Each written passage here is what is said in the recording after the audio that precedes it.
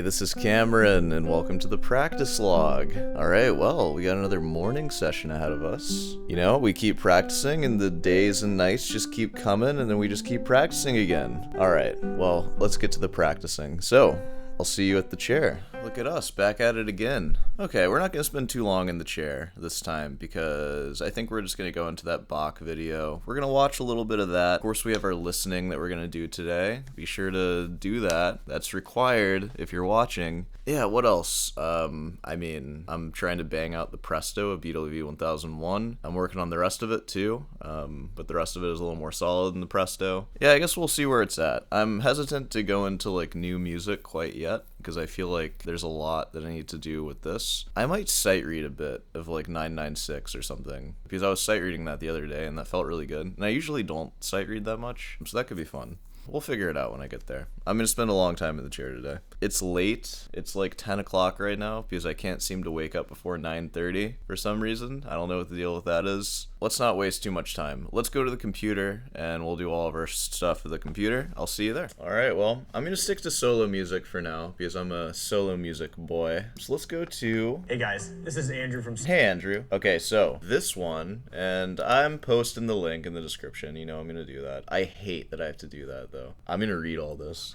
Alvaro Toscano. Alright, so that's our guy playing this. Plays Albicien by Isaac Alvarez. Alright, you got that? Post it all phonetically in the comments for me. I would love that. Alright, well, let's get into it.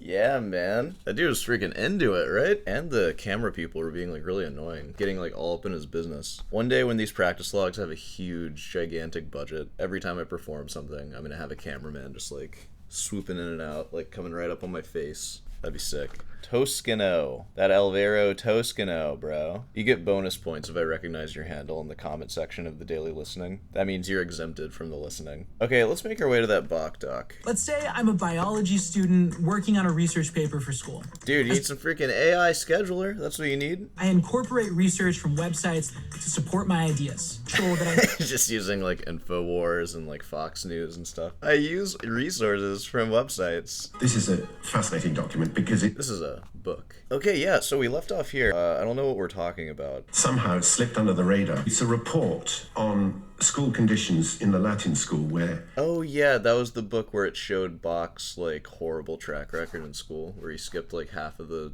semester or something. Yeah, that's sick. And it shows the lack of textbooks, the overcrowding, the cheeking of the masters, the throwing of bricks through the windows. Dude, Bach, chill. Everything up to there was fine, but dude, you're like destroying property, man. Sorts of proto-hooliganism. Dude, that's what we do here. It's proto-hooliganism. Kind of neatly ironed out of all the biographies, and so it's really interesting to come to light now.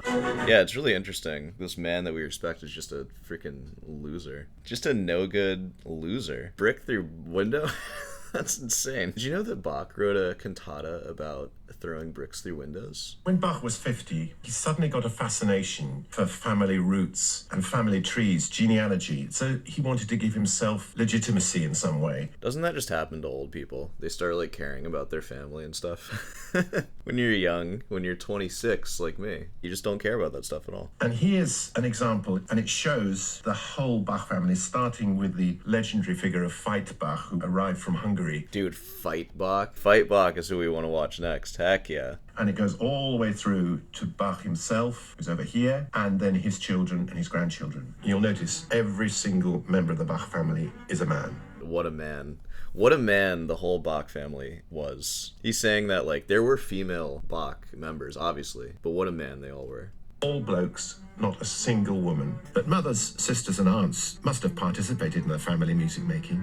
Was it nature or nurture that we have to thank for the genius of Bach? Obviously wasn't anybody of enormous quality until he came along. And yet he was one of four brothers. How come he and not the others popped up above the parapet? He's such a good Popped up above the parroted. I don't even know what that last word was. because he really undermines any simplistic explanation. Dude, this guy right here, Raymond Tallis. He's a philosopher and critic. That's kind of what I am. That could just as easily be my, like, job description for what I'm doing here. I'm a philosopher and and critic. of his genius. It's like, so I'm a loser is what I'm saying. You're not dressed like a philosopher and critic. You should be wearing a Hawaiian shirt. That's like the attire of our job. He really undermines any simplistic explanation of his genius, of genius. If you had a genetic explanation, then the genes would have gone through the Bach family. In fact, why did they take so long to generate Bach? So many generations. All these more general explanations on the basis of genes, even on the basis of the musical culture that surrounded him, do not deliver the singular genius that he was. A pity, in a way, we can't accept the singularity of people who are manifestly unique. We just can't bear the idea that genius is unexplained. Dude, it was nice hearing from a fellow philosopher and critic on that one. He's basically like, I don't know.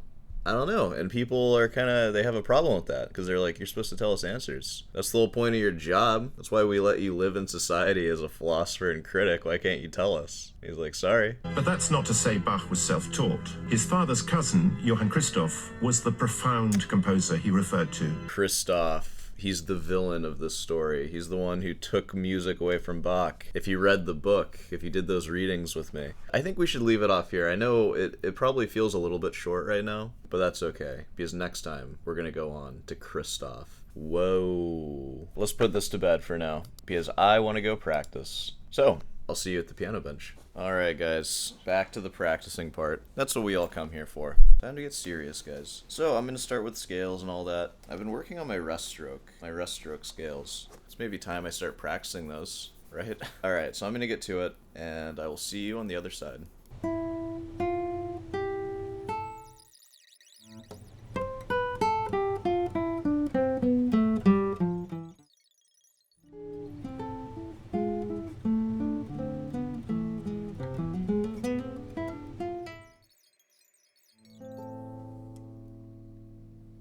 Okay, I think I'm done. I didn't get as much work as I wanted to done because I was a little distracted this whole time. But it's okay. I still, I did some pretty good work. So let me bring you closer. I want to play the Adagio for you, but I have a feeling that I might not make it all the way through. So I think I'm just going to play the fugue. I'm going to play the Adagio next time. Then after that, you're going to hear the Siciliana, and I'm going to play all that from memory. You'll see.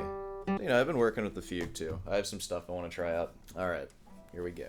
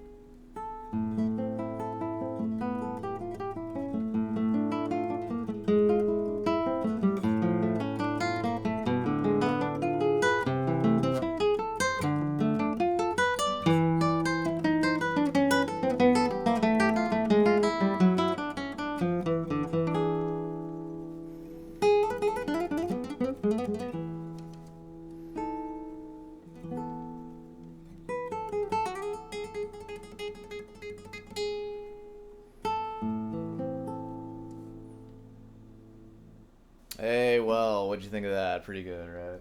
It's always something, isn't it? There's always some memory slips somewhere. Yeah, that felt pretty good. I felt like I was getting into it. I'm experimenting with, like, getting louder. It might end up just sounding like crap on the microphone, though. This guitar, you know, like, playing loud on it. This is a shrill guitar.